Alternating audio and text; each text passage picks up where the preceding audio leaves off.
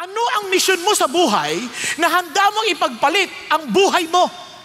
That you're willing to die for it. Marami sa atin kaya punong-puno ng konsumisyon kasi wala sing maliwanag na misyon sa buhay that they are willing to die for it. Basta tingnan ninyo sa ating buhay, marami sa atin, we are too busy for so many things na hindi natin napapansin, ipinagpapalit natin ating buhay. Pag-isipan ninyo, yung iba, kahabol ng kanilang ikasisaya sa kanilang buhay, pinagpalit din ang kanilang pamilya, pinagpalit din ang kanilang magulang, pinagpalit din ang kanilang mga kapatid, dahil lang sa kagustuhan nilang masustentuhan ang kaligayahan sa buhay. Yung iba, pinagpalit ang kanilang kalusugan, pinagpalit ang kanilang kinabukasan for a temporary pleasure. Di po ba't hindi mo lang napansin na yun ang naging mission mo sa buhay? Kaya sabi ni Kristo, what does it profit a man if he gains the whole world and loses his soul? Pag-isipan niyo mabuti.